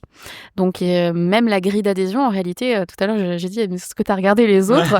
On a monté notre grille d'adhésion parce qu'elle était vraiment très, très basse. Et même encore maintenant, en réalité, on est encore très, très bas par rapport aux autres, mais c'est aussi cohérent, en fait, avec la capacité financière des studios qu'on a dans la région. Il y a une réalité du terrain qui impose un peu aussi. Ouais, puis sur la partie financière pure, il y a un truc qui est difficile à comprendre quand on est un employé, alors que quand on est un employeur, c'est différent. Si tu prends une adhésion chez nous, la première, elle a 100 balles. Pour une structure, c'est 100 balles. OK. Ça va jusqu'à 3000, effectivement. 3000, c'est pour les entreprises qui font plus de 10 millions de CA. Plus de 10 millions de chiffre d'affaires. Donc, je vous laisse faire le ratio entre 3000 et 10 millions. Pour A Oui, donc priori, c'est une paille pour eux. C'est ça, Ouais, en fait. évidemment, C'est voilà. calibré là-dessus. Pour des petits, des fois, sortir 500, ça paraît gros. T'as 10 personnes dans ton équipe. Tu décides d'envoyer tout ou partie de l'équipe au Game Camp. Donc, Ton un adhésion, elle événement. a amorti. Ah, pardon, Le un Game Camp, c'est un quoi? événement annuel Pardon. qui se passe à Lille et qui rassemble 1600 à peu près, je crois qu'ils ont un quota fixe, 1600 personnes de l'industrie qui vont venir pendant 2 jours participer à des conférences, faire du B2B, B2C, etc. Non, pas B2C, mais B2B. Et, C'est-à-dire B2B, business to business. business to Ah, business, ok. donc il n'y a pas de consommateur. Alors que l'autre, business Et, to consumer. ok. C'est ça. Et du coup, ils vont participer à des conférences, manger ensemble, montrer des protos, peut-être trouver un investisseur, peut-être trouver un éditeur, etc. Boire des bières, François. Beaucoup, manger des frites Boire des aussi, bières. énormément. Ah bah oui, à Lille. Non, mais tu vas avoir des Forcément. conférences avec des gens de l'Ariane, par exemple. L'année C'est ça. dernière, il y avait des gens de l'Ariane, il y avait des gens qui avaient bossé sur Helldivers, il y avait plein. Tu vois, et en même temps, à côté d'eux, tu auras des personnes qui ont bossé sur 96, sur Magic Design, sur Have a Nice Day, enfin, sur C'est des plein titres de de jeux jeux. locaux qui peuvent être mis en valeur là-bas. Je ne sais pas sous les détails aussi de comment ça se construit avec les assos, ça, parce qu'on fait partie, on construit le line-up avec eux. Mais j'ai pris cet exemple du Game Camp parce que pour pas mal d'entreprises et de personnes de l'industrie, c'est un moment phare de l'année. Ouais. Si tu es une entreprise et que tu décides d'envoyer 10 personnes de ton équipe, ton adhésion, tu l'as quasi systématiquement amorti d'entrée de jeu. Ne serait-ce que C'est-à-dire ça, que, ouais. voilà, il s'est rien passé encore. Tu as juste payé un ticket et ça va passer. Ça compte pas tout le reste que tu vas avoir avec. Donc, les proportions peuvent paraître grosses quand tu es un individu. On a des associations dans nos partenaires qui vont avoir des tickets à 10 000 balles, tu vois. Enfin, je veux dire, nous, on monte pas ces tickets pour des tas de raisons, voilà. Non, mais c'est des considérations qu'en tant Complètement. qu'individu, c'est difficile à imaginer. Totalement. C'est pour ça que je dis ça, c'est que quand tu vas Mais c'est toi-même sur le site, Ouais. t'es là, ouais, ok. Et c'est aussi Mais en pour fait, ça Pas que- 3000 balles pour adhérer. C'était pour ça que c'était intéressant d'entendre justement pourquoi en fait. C'est aussi pour ça que je disais que le site n'est pas à jour. Et moi, j'aimerais bien que dans le futur site, quand on l'aura bien refait et tout, il y a un peu cette partie pédagogique de pourquoi en fait on fait ça, qu'est-ce qu'on propose un peu plus expliqué. Sachant que quand on est adhérent, même à titre individuel, et qu'on vient par exemple pour les âgés, en fait, on en parle et cette doc, elle est accessible. C'est la documentation accessible aux adhérents. Et on essaye de faire ce travail pédagogique d'expliquer qu'est-ce que la grille d'adhésion, pourquoi ça nous coûte tant. De toute façon, comme on est une asso à but non lucratif, on doit montrer nos chiffres et on doit avoir un budget à l'équilibre. Donc tout est expliqué, tout est accessible et on essaye de le faire. Et après, il faut que les gens y viennent et ils partagent la parole. Ouais, en fait, je trouve ça fou qu'on n'entende pas parler suffisamment de ce genre d'organisme parce que, tu venais de l'expliquer, l'Occitanie en plus, apparemment, est quand même fragile du coup, en fait, finalement, parce que c'est beaucoup de petits studios avec Ubisoft à côté, Alors, en monstre. oui, on est fragile, on est une des grosses régions du jeu vidéo, mais effectivement, il y a une fragilité par les petits. C'est instable, quoi, ouais. Les Y a gros pas de sont milieu très fragiles aussi, parce que les gros, tous non, les c'est mois, clair. ils sortent beaucoup d'argent. Oui. Et Ouais. plus t'es gros, plus tu fais de bruit dans Et ton je monde, peux- tu vois. Donc c'est. Oui, puis Ubisoft en ce moment, bon, hein, on Si tu entend prends les beaucoup pieds dans parler le d'eux. tapis, C'est ce la qu'on disait gamelle, tout à elle l'heure. est... Ouais, Un studio qui vient avec 4 millions d'euros de fonds et qui est tout jeune, nous, on est content pour eux, mais on se dit, OK, il y a un sujet, il faut qu'on les aide parce qu'en fait, t'as moyen de te faire très mal, très vite. Et donc, en fait, oui, quelque part, un tissu de petits studios, certes, ça peut paraître fragile, ça a une fragilité, mais t'es sur des gens qui sont souvent beaucoup plus sobres aussi dans leur approche de la dépense, qui vont construire avec pas tant de trucs que ça, des choses formidables et qui ont une résistance aussi au changement et aux difficultés qui est bien plus importante à plein de niveaux, en fait. Donc, c'est pas si simple à définir, tu vois. Ah, ça devrait, pour moi, une asso comme la vôtre, elle devrait être vraiment mise en avant de fou par la région, justement. Mais c'est-à-dire que même, moi, je suis arrivé ici à 6 ans, tu vois. Je suis arrivé par le biais du cinéma et de la série. Mais voilà, avant, il y a peut-être 2-3 ans, quand on en a parlé dans le podcast, quoi, je savais pas du tout que ça pouvait exister. Et donc, on se retrouve toujours à être sur LinkedIn, à avoir des posts à droite à gauche, des Excel qui sont perdus dans les limbes d'Internet. Et t'es là, mais enfin, non, c'est pas possible. Et après, t'apprends qu'en fait, mais il y a machin qui a monté tel studio, il y a bidule, il y a truc. Et du coup, voilà, bref, tout ça pour dire que c'est très bien ce que vous faites. J'adore, je ne sais pas conclure mes phrases. Vous êtes en fait un réseau social en vrai. Oui. Ouais, ça. C'est un peu ça, ouais. C'est un peu ça. Et est-ce que vous avez la sensation là que justement, comme ça fait 1 an et demi là que c'est vraiment la merde dans le milieu, Pourquoi tu dis ça? est-ce que vous avez l'impression que ça a généré quand même des envies de monter des studios justement? Moi, j'ai tendance à dire ça à des amis, me dire, ouais, mais en même temps, tous ces gens qui se retrouvent sur le carreau, il y en a bien 2-3 là-dedans qui veulent monter un truc. Et est-ce que vous avez l'impression que ça s'est un petit peu réveillé ou est-ce que c'est On en accompagne déjà. ouais, On a fait, comme dit, c'est la 4e promo, 21 studios. Sur le lab, ouais, c'est la 4e pro. Après, il y a toujours des gens qui vont déçus. Oui, Ouais, c'est chaud. Mais toujours, vraiment. C'est vrai que dans des temps comme celui-ci, tu as peut-être des gens qui auraient pas osé avant, Ouais, qui voilà. hésitaient, qui vont sauter le pas, c'est vrai. Ouais. Après, il y a une réalité aussi. C'est que tu as des profils qui vont arriver, ils ont 35, 40 ans parfois, une maison à crédit, 2 enfants, un chien, tu vois. Et c'est vrai que la prise de risque n'est pas la même que quand tu démarres plus tôt ou quand tu as moins de charges. Donc il y a plein de réalités qui font que je comprends qu'il y a plein de gens qui se lancent pas aussi ou qui se lancent avec modération. Mais je te prends l'exemple de Rendisk, par exemple. Eux, ils se sont lancés pas du tout en période de crise. Et ils avaient des travails à côté. Et puis, ils ont monté un truc. Ça s'est bien passé. Enfin, le premier jeu, personne n'a entendu parler. Deuxième jeu, c'est Chains of Sinar, pour ceux qui connaissent ou pas. Mais ça a été un banger l'année dernière. Et à la base, c'était 2 darons qui bossaient à côté, quoi. Je veux dire, ils ont fait ça parce que c'était fun. Et ça a été remarqué par un éditeur qui est Focus, qui a accompagné le truc. Donc, tu vois, tu démarres souvent de trucs de rien. Ça peut être des personnes déjà expérimentées qui ont envie de porter quelque chose. Ça peut être des gens qui viennent avec la volonté de vraiment faire un studio et d'aller directement chercher du cash parce qu'ils ont compris comment C'est ça un marche. méga projet. Tu peux vraiment avoir toutes les thématiques, quoi. Et est-ce que la crise qu'on vit là, en plus c'est compliqué de définir crise, on pourra en parler si vous voulez, mais c'est, en tout cas, c'est le bordel qu'on Le vit là depuis layoff, 18, on va dire. 18 mois de bordel, on est d'accord, c'est compliqué. Ouais. Est-ce que ça a généré beaucoup de création de studios par rapport à ce qu'on voyait avant? Je n'ai pas Pas plus que possibilité ça. de le dire. Ouais. Ça génère des gens qui quittent l'industrie. Et ça, c'est un truc Oui. où nous, on travaille beaucoup à sensibiliser les grosses structures et les pouvoirs publics à dire ça, on a une excellence française dans le jeu vidéo qui est réelle. Et si on perd ces gens, Mais on a il y a- un gros turnover. il y a un vrai risque, quoi. Quand tu arrives à 35 ans, tu es fatigué, tu t'es fait licencier pour la 3e fois, bah, tu changes de branche. Et là, c'est fini, en fait. Tu vas probablement pas revenir. Et il y a plein de studios qui vont perdre aussi la possibilité de travailler avec toi. Ou tu arrives en retraite, Les studios n'ont pas pensé. Ça commence dans le jeu vidéo. On commence c'est à une avoir les réalité. premiers retraités du jeu vidéo. C'est le début. On n'est pas prêt pour Mais ça, y a rien. et ça s'apprend, ça. Et tous ces Y a pas trucs-là. eu de- ouais.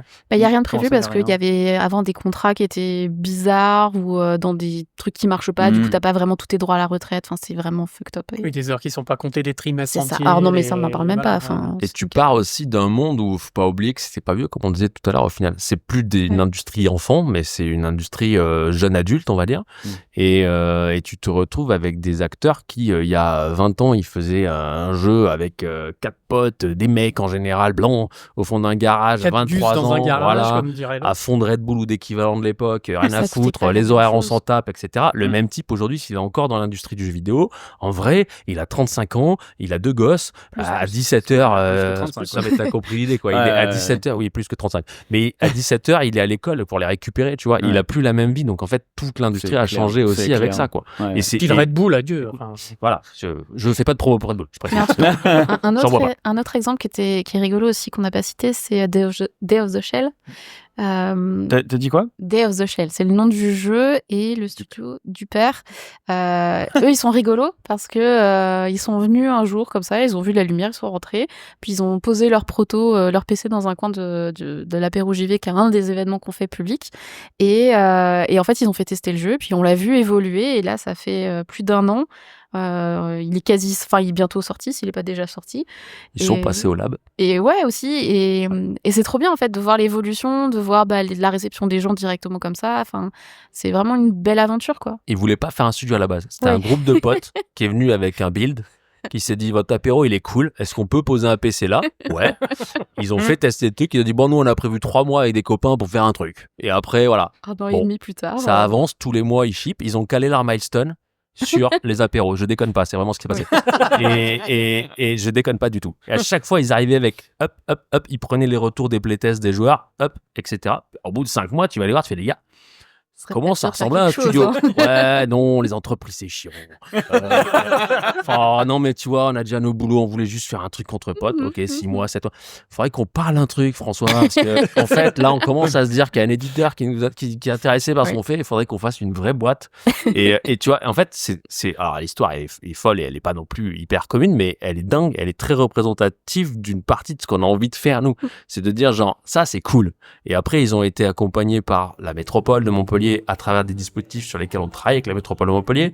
Ils ont été incubés à l'incubateur qu'on porte nous et c'est C'est super. un pur produit terroir. C'est ça. Et aujourd'hui, ils continuent et c'est vraiment. c'est du bio, Et madame. c'est trop cool en fait. Ça c'est tu vois, ça c'est l'indie story qu'on aime Ouais. de fou quoi. Ouais, c'est clair. On en aime plein des On histoires, en a mais celle-là, elle est plusieurs, drôle. mais celle-là, Il elle est paraît qu'il va vraiment y avoir une drôle. série sur Netflix. On Non, mais aimerait c'est bien, ça hyper serait malin de se dire, enfin, d'avoir l'apéro comme milestone parce que forcément, tu dis que tu vas le faire tester ton jeu. Donc ça te met forcément une espèce d'exigence, dire ah non, je peux pas ramener de la merde, il y a des gens qui vont y jouer quand même. Et puis tu ships. Le truc c'est que des gens qui viennent vers tester, il y en a. Des gens qui se disent mes milestones sont calés dessus et je ship tous les mois, il y en a moins. Ouais, bah ouais. Et mais ceci dit, c'est les premiers à avoir fait ça. Moi j'étais surpris que ce soit les premiers à l'avoir fait.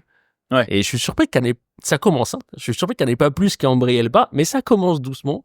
Voilà, on a une capacité d'accueil limitée. Bon, on verra si on doit changer de lieu. Mais factuellement, c'est drôle de voir ces histoires-là. Et ça, c'est vraiment parce que tu as ce creuset-là de gens qui sont ensemble autour d'une plateforme, qui est Push-Start là.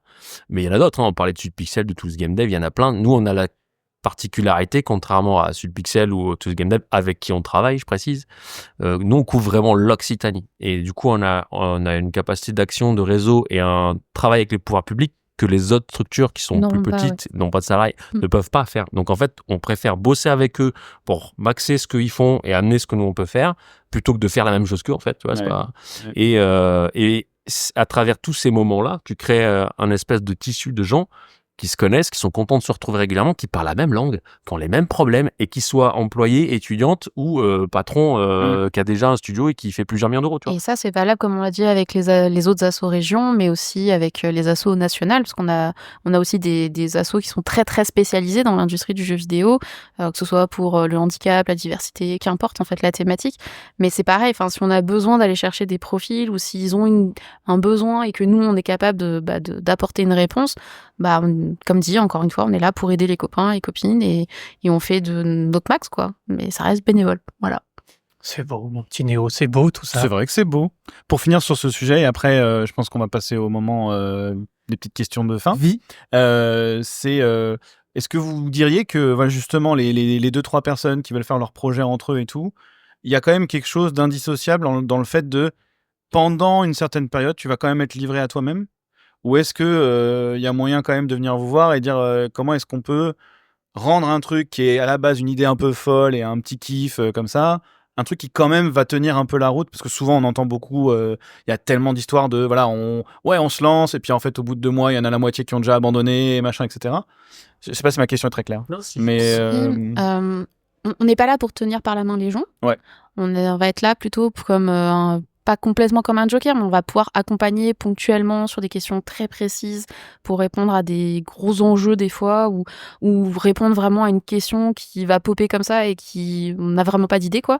Mais on n'est pas là pour tenir par la main, donc ça va vraiment dépendre des personnes de leur discipline. Comme on disait, Duper, ils ont calé leur milestone et tous les mois ils s'y tiennent et ils shippent et ils ont mis cette rigueur en place. Donc faut que ça vienne des gens. Ouais. Par contre, quand typiquement, je reprends toujours ce même exemple, quand ils sont venus vers nous avec des questions sur peut-être il faut qu'on crée un studio, qu'est-ce qu'on peut faire, qu'est-ce qu'on doit faire, là effectivement on va pouvoir les rediriger vers les bonnes personnes, on va pouvoir potentiellement les tourner vers une structure, les tourner vers un incubateur, etc. Mais on pourra pas, puis de toute façon on n'a pas la capacité physique, financière, humaine pour pouvoir être derrière toutes ces personnes-là au quotidien, mais on peut quand même faire ce petit accompagnement et faire en sorte que ils rencontrent les bonnes personnes, que eux-mêmes rencontrent les bonnes personnes, etc. Ok. Ouais, j'allais dire quand même, si ces gens-là sont dans cette dynamique, venez tôt faire des trucs avec nous, parce que comme ça on vous identifie tôt. Oui, aussi, oui. Régulièrement, vous allez vous retrouver avec des gens qui parlent la même langue, comme j'ai dit tout à l'heure. Et pour garder la stamina tout du long du parcours, de créer sa boîte et son jeu, c'est vachement bien d'être dans une bassine où tu parles avec des gens qui te comprennent, qui vont parfois te dire t'as vu ça, ça ressemble à ça, tu pourrais aller par là. Attends, je connais quelqu'un qui peut t'aider là-dessus. Et c'est con, mais en fait, ça a énormément de pouvoir pour te garder de la motivation, te faire avancer plus vite. T'es pas tout seul dans dans ton coin, t'es pas tout seul de la cour. Nous, on va comme t'aider. l'évolution des game jams, mais réguliers, quoi. Par exemple, la Game Jam fait partie de ces outils-là, mais carrément. Et puis, il y a aussi des trucs que nous, on fait qui apparaissent pas forcément dans ta timeline à toi parce que tu as la tête dans tes trucs de prod. Mais là, du coup, en fait, il y a une enveloppe qui s'est libérée à tel endroit et peut-être que du coup, tu vas pouvoir le coup de pouce nécessaire pour aller à l'étape d'après. Tu vois, et parce que nous, on va te dire, le dispositif régional, il est rouvert, c'est ça les conditions, faut le poser dans 2 semaines. Ouais. Et là, si t'es Et on peut vous aider à faire le dossier. On peut t'accompagner dans la construction du truc avec des lectures. On va, et puis, si on connaît aussi les problématiques des acteurs qui viennent nous parler, nous, on va défendre leurs intérêts à côté, en fait. Ouais. Et tu vois, donc, on va pas faire ta boîte à ta place. On peut pas aider tout le monde au même niveau. Par contre, ça reste une terre d'accueil et il est plus intéressant d'être dans le coin et d'être au courant et d'avoir des sourires et des gens avec qui tu es content d'être plutôt que de rester en ta cave en disant moi je suis pas encore prêt, non, j'irai aller voir quand j'aurai levé 2 millions d'euros. En vrai, tu vas jamais venir là. Mais j'ai vu des gens qui ont passé 2 ans de dev dans des grottes, quoi. Ouais. Ils sont sortis et ils se sont dit mais putain, j'ai perdu mon temps de ouf en fait. Pourquoi je suis pas venu avant? Mais tellement, c'est non, ça. mais c'est ça. Et typiquement, j'ai parlé tout à l'heure rapidement de l'apéro JV, mais c'est un événement qu'on fait tous les mois, le dernier jeudi du mois, donc la semaine prochaine, le 30 janvier, parce que je sais pas quand est-ce que vous sortez votre podcast. Ah là, ce sera trop tard. C'est pas grave. Donc, hier pour le match Lobiped et il y a 8 fois. jours pour les autres. Mais en tout cas, donc on y en a un tous les mois et l'idée c'est que c'est un événement qui est mixte, ouvert au public. Il y a également des gens qui sont pas du jeu vidéo qui seront présents dans le bar, donc ça se passe au Burnout. Et l'idée c'est que nous on va occuper un peu la scène pendant, allez, on va dire 10-15 minutes. Des fois on dépasse un petit peu, mais on essaye de faire court. Mais on a du contenu à montrer, à partager. Ça peut être des infos sur les prochains événements, sur les enveloppes, sur ce qui se passe localement et ou potentiellement plus loin, etc., le calendrier. Et en fait, on va donner toutes ces infos, on va les repartager de toute façon avec le newsletter, etc., quoi. Mais l'idée, c'est que pendant ce moment où on est tous réunis au même endroit, en fait, on a les informations qui nous sont données, on peut en discuter avec les uns les autres. S'il y a des contacts ou des besoins de rencontrer des gens à ce moment précis, c'est le moment de le faire. Et c'est un rituel qu'on fait justement pour sacraliser un petit peu ce temps de rencontre, quoi.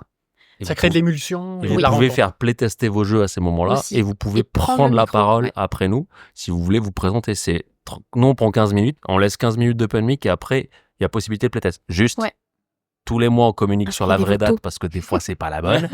Et 2, il y a un formulaire pour dire ceux qui veulent poser des playtests ou prendre la parole, passez par là, sinon c'est chiant.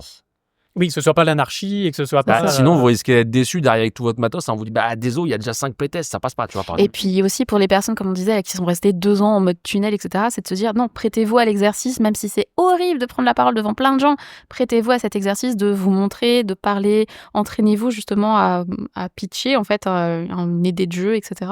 Et voyez la réception du public, faites tester, etc. Friendly, etc. en plus. Oui, on va pas vous jeter des cailloux, promis. C'est vachement plus friendly que d'aller devant un éditeur ou, Oui. tu vois. Et donc, vaut mieux commencer à faire ses armes sur la scène du burn-out avec des gens Ouais. Et puis pour qui les sont un étudiants peu aussi, bruyants c'est cool. parce qu'ils attendent de la bière. Mais, Ou un peu bourrés parce qu'ils sont mais dans pour le les rétro. étudiants, parce que Pour les Gwen étudiants, est c'est très vachement belle, pour bien. les étudiants, Ça c'est permet à ce qu'ils puissent montrer leur CV, dire je cherche un stage, voici ce que je suis capable de faire, et puis ils montrent en live, prendre la parole parce que c'est pas un exercice facile. Mais c'est vrai que ça permet tout ça. Et c'est comme dit, c'est les gens qui font ce qu'ils veulent. Eh ben, on mettra tout ça sur les notes de l'émission, mon petit Néo. Yep. Eh ben oui. À toi. Et en parlant de l'émission, eh ben Ouais. oui, on arrive à la fin et ceux qui nous suivent depuis le début le savent. C'est l'interview Offset, anciennement Ardisson. Hop, j'ai pas dit. Pas moi. C'est une interview que j'ai baptisée Pluto. Ah, pas le chien de Mickey, hein, qui est d'ailleurs qui va tomber dans le domaine public en 2026, je crois. Donc, si vous voulez faire un jeu avec un chien, Un chien connu. un chien connu, voilà. Jaune, noir, en plus, c'est facile. Bon, bref. Non, pas du tout. C'est. Là, par exemple, j'ai une question. C'est pour y arriver en tant qu'artiste ou tech dans l'industrie jeux vidéo, c'est plutôt quoi, à votre avis? C'est plutôt Fortnite, faut éliminer la concurrence? Ou c'est plutôt Left 4 Dead? Ou faut de l'entraide, pardon, pour de la. J'arrive plus à me relire, merde. Pour de la Pour merde. de là, j'arrive plus à me relire. Pardon. De l'entraide pour survivre. Pardon. Hop là, c'est un mal, il mord pas. Tu vas raconter. Ça dépend de la personnalité de la personne. Ça dépend de ce qu'on vise comme carrière et comme agenda perso. Mais moi, je suis plus dans la collaboration, même si c'est parfois plus long, plus fastidieux et qu'en face, il y a des gens qui prennent des shortcuts. Tant mieux pour eux. C'est pas mon objectif et c'est pas ma façon c'est pas mon éthique, c'est pas mes valeurs. Voilà. T'as dit de l'entraide pour survivre. Alors moi, je pense qu'il vaut mieux jouer la partie avec des potes pour vivre déjà, juste parce que c'est plus sympa. Survivre, c'est un peu tricky, quoi. Mais il y aura plus de chances de survivre avec des potes avec qui t'as construit quelque chose et avec des gens qui ont des problématiques. Donc je pense vraiment, et c'est un truc qui est très jeu vidéo, surtout indie, ça d'ailleurs, hein, pas que ici, hein, partout en France ou ailleurs, vraiment même ailleurs. Ce côté genre, ok, on n'hésite pas à partager nos idées, on confronte les trucs ensemble, on bâtit ensemble. Donc tu vois, je serais plus de la deuxième partie. Il y en a qui vont la jouer Fortnite, c'est vrai. Ça peut marcher, c'est vrai. Ça peut marcher soit avec de la casse, c'est triste. Il faut savoir qu'ils existent. Après, tu peux choisir l'autre ou machin. Mais dans tous les cas, je pense que d'avoir un socle qui est construit sur la deuxième approche, c'est nettement plus intéressant pour tout le monde et tout au long de ta vie en plus. Ouais, et puis on ferait pas d'associatif si on n'était pas un peu dans ce mode-là, quoi. Je sais, la question est un peu biaisée aussi. Créer son studio en France, son studio de jeux vidéo en France, c'est plutôt Animal Crossing, c'est cool et c'est sympa car ça se fait entre potes, ou c'est plutôt Dark Souls, un enfer sur Terre et on est tout seul? C'est un peu diteux. Si t'as des copains, c'est mieux. Mais ça reste un peu des fois le mode hardcore en fonction de comment t'arrives à trouver du financement. Ça dépend si t'es une femme ou pas d'ailleurs à la tête d'un studio. Ça, on en a pas Alors parlé, ça, on en mais- reparlera parce que je ouais, crois que ouais. tu fais partie de Women in Oui, Game. j'en fais partie, nous, mais pas Mani- que. Je suis dans toutes les assos. Globalement. Tu fais énormément de choses. Oui. Mais nous ferons une émission avec Women in Game, ça c'est Ok. prévu. Donc voilà, on a fait avec c'était pas le collectif 50-50, c'était les femmes s'animent. femmes s'animent, On avait ouais. fait pour le 50-50, pour c'est cool l'animation, aussi. voilà. On n'a pas pu les avoir, mais en tout cas voilà, les femmes s'animent ont représenté. Voilà. Mais donc on veut faire aussi le côté jeu vidéo, bien C'est très évidemment. chouette, ouais. Ça serait très bien de parler avec elle, carrément. Moi, je dis, ouais, mais en fait, c'est du Dark Crossing ou du Animal Soul, mais C'est ça. C'est vraiment un mix des Non, mais- deux, hein. non, mais parce qu'en fait, techniquement, on va pas te dire ça va tout bien se passer. Et si tu pars naïvement avec tes potes, ça peut marcher, mais il faut que ton jet de dés soit vraiment hardcore, quoi. Oui. Le truc, c'est que c'est pas non plus forcément la charcle. tout seul contre le monde, tu vois. Et on sert justement à ce que ça soit plus sympa de faire un Dark Souls mais avec des couleurs et où des fois t'as un truc qui va encaisser les coups à ta place plutôt que d'avoir lâché ton petit bonhomme d'Animal Crossing dans le monde de Dark Souls qui va passer un sale moment. Mais non, mais vraiment c'est tu vas choisir un chemin à un moment donné, consciemment ou non. Et quand tu l'as construit avec des gens, avec des collectifs, quand tu t'es rattaché à des troupes, bah, t'as plus de chances d'arriver à faire un truc sympa, d'en tirer quelque chose, puis tu peux foirer un premier studio, réussir un deuxième, foirer un premier studio, retourner dans l'industrie avec un bagage énorme. Nous, on va aussi t'aider à prendre conscience du fait que là, bah, t'as déjà claqué 30, 40, 50 000 balles d'argent perso dans ton studio. Peut-être c'est le moment de réfléchir à ce que tu vas faire après, parce que c'est con, mais des fois, c'est pas marrant, mais on aide aussi à faire ce reality check des fois. Mais je pense pas que ce soit Dark Souls, en vrai. Et après, je pense pas que ce soit Animal Crossing non plus, parce que sinon, bah, en fait, Tout il y a montrer ça, trop, ça serait trop ouais, puis il y a facile. trop de, pour monter une structure, là, on parlait bien de créer un studio de jeux vidéo, hein, Tout à pas fait. de faire un jeu. Non. Créer un studio de jeux monter un vidéo, studio de jeux c'est vidéo. monter une entreprise. Donc, en fait, il y a des moments donnés où c'est paper please plutôt le truc, quoi, tu vois, c'est, voilà, on va pas se Oui. mentir non plus. Ok. Dernière question. Les gros studios sont vus comment par les petits et les indés ? C'est plutôt Umbrella Corp, l'ennemi à abattre mais qui revient toujours te faire chier, ou plutôt Joel Miller de Last of Us, pour ceux qui n'ont pas la ref. Donc une référence tant dans les bons que dans les mauvais choix. Ah, ça dépend tellement des studios. T'as des studios qui sont shady. Pas con, hein. Mais t'as des studios qui vont être très shady, qui ont des réputations qui sont catastrophiques, qui sont Ouais. parfois bien reconnus. T'as des studios qui sont mal partis et qui ont rattrapé en route plutôt proprement. Et puis t'as l'Ariane, c'est un gros studio, tu vois. Et moi, les gens que j'ai vus qui bossaient chez l'Ariane, je te dis pas que c'est parfait, je te dis pas que ça va pas rusher, mais globalement, j'ai plutôt vu des gens qui t'ont dit qu'ils referaient pareil, quoi. Donc, il y a tout vraiment. T'as des petits studios qui sont des catastrophes. T'as des petits studios où c'est l'enfer, tu vois. Donc, les petits studios, ils ont peut-être cette perception du gros studio facochère qui prend toute la place. Mais on a vu des petits studios qui ont EP d'un coup, qui sont retombés. On a vu plein de choses différentes. Donc, je pense pas qu'il y a une vision d'antagonisme pur, quoi.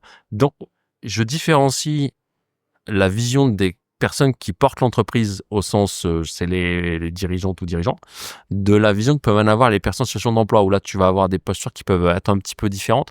Mais dès que tu commences à capter qu'en face, c'est des gens qui font des trucs. Voilà. Après, il y en a des toxiques, il y en a des problématiques, il y en a qui sont pas du tout bien vus, c'est clair. Il y en a où on comprend pas pourquoi ils ont vrillé aussi, tu vois, ça arrive aussi. Mais globalement, je pense pas qu'il y ait un antagonisme aussi fort. Et je pense pas qu'en plus, il faille le cultiver, ouais. Ce que moi j'observe aussi, c'est que via Push ou d'autres structures, c'est qu'à la rigueur, le message que je peux entendre de certains indés, c'est qu'ils attendent que les gros fassent des choses positives aussi qui pourraient, entre guillemets, ruisseler vers les plus petits. Et là, il peut y avoir un peu des gens qui sont pas contents parce que justement ça ruisselle pas ou ça tire que la couverture vers un côté et pas de l'autre. Et typiquement, ça a eu des effets de bord qu'on commence à voir notamment en France, mais par exemple au Canada, tout le crédit impôt, Ubisoft l'a tellement pompé que les autres studios en fait en ont pâti et n'ont pas pu se développer autant aussi bien que lui l'a fait. Donc c'est Là, de toute façon, il va être coupé le crédit jeux vidéo. Oui, Je pour le crois à la fin du Canada, mois, si je dis pas de conneries. Mais bon. En tout cas, ça a eu cet effet-là. Ouais. Et également, si on va plutôt d'un point de vue presque individuel, plus que et dans l'idée de créer un studio, donc un individu qui veut créer un studio indé, c'est souvent des personnes qui quittent l'industrie en étant passées par des gros studios, qui se dit j'en ai ras-le-bol en fait de ce que j'ai vu en interne, je veux faire autrement, autre chose, apporter, en fait j'en ai eu marre de pas être écoutée et de pas pouvoir m'exprimer correctement, donc je vais faire mon truc. Et donc, il y a un ras-le-bol qui s'affiche versus les très gros. Et il y avait un texte que j'avais lu à la fac, j'ai plus le nom de l'auteur, mais en gros, ça disait qu'on acquiert les lettres de noblesse vraiment dans le jeu vidéo quand on a réussi à créer son studio indépendant. Mais pour pouvoir créer ce studio indépendant, il faut obtenir des lettres d'or en passant par le triple A, en fait. Donc c'est pas tout le monde qui arrive à avoir ce genre de carrière-là. C'était effectivement plus faisable avant, mais on a effectivement encore des parcours qui sont pas forcément tout droit, tout le monde dans cette industrie. Donc ça dépend vraiment des individus, ça dépend des parcours, ça dépend, comme on l'a dit François, si on a eu la chance ou la malchance de tomber à certains endroits, de rencontrer certaines certains personnes. moments. C'est ça. Très bien, bah merci. Bon, c'était pas pour avoir des réponses totalement franches, je me doutais que c'était un petit peu un mélange. Eh C'est des ben, réponses franches, hein. C'est juste qu'elles sont pas faciles Oui, à c'est trouver. juste oui, de la non, mais bien nuance, sûr, non, mais enfin, pour c'est très trancher, voilà, d'un côté ou de l'autre, bien entendu. Eh ben, merci infiniment. Où est-ce qu'on peut vous retrouver, du coup? Comment on fait pour adhérer à Push Start? Comment on fait pour on vient toquer à quelle porte? C'est quoi? Et point d'entrée, en Le vrai, site. il y a push-start.org. Alors après, on va faire original. Il y a feed.push-start.org où tu auras tous les réseaux, toutes les infos dernières, etc. On mettra tout ça dans les notes, hein, mais ouais. Discord.push-start.org parce qu'en fait, c'est par là que tu auras tout en vrai. Ouais. Le plus simple, c'est de venir sur le serveur Discord. Et là, tu retrouveras les infos et tu pourras poser les questions. Et il est ouvert. Tu viens, tu te présentes, tu mets ton pseudo comme on t'a dit de mettre au début. Sinon, il y a quelqu'un qui te le rappellera. Mais il faut se présenter, sinon c'est pas que t'es là. Et à partir de là, on t'ouvre 80% du serveur. Cool. T'es pas adhérent. T'es juste venu, t'as 80% du serveur qui est ouvert, il y a une section qui est réservée aux adhérents, mais on C'est n'est pas normal. là pour barrer la porte, surtout que les personnes qui viennent sur Discord, ça peut être des studios, des personnes qui représentent un studio, mais c'est aussi beaucoup de gens de l'industrie en emploi, quoi.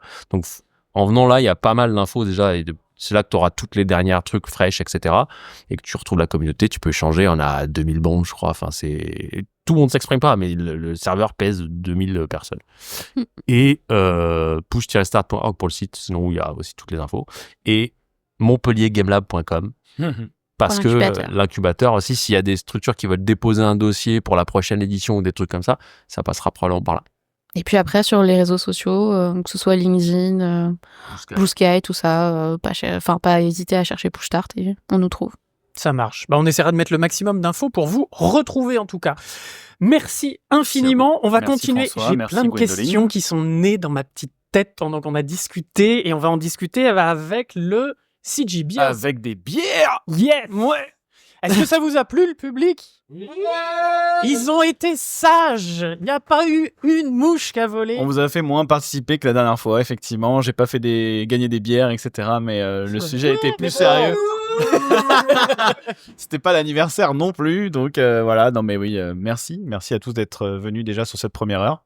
Et vous avez des goodies, vous pouvez vous servir, allez-y. C'est avec grand plaisir et c'est gratuit. Voilà, vous aviez qu'à venir derrière vos écouteurs. Vous écoutez, vous aviez qu'à venir ici, vous auriez des goodies, des bières et vous auriez pu rencontrer Gwen et François, qu'on remercie encore beaucoup. Merci Merci. à vous. Et merci pour tout ce que vous faites avec Push Start. Merci. c'est Merci gentil. beaucoup et merci au Merci public. beaucoup. Et à bientôt les bipèdes et on se À retrouve bientôt. après pour le CG Beers. Salut tout le monde.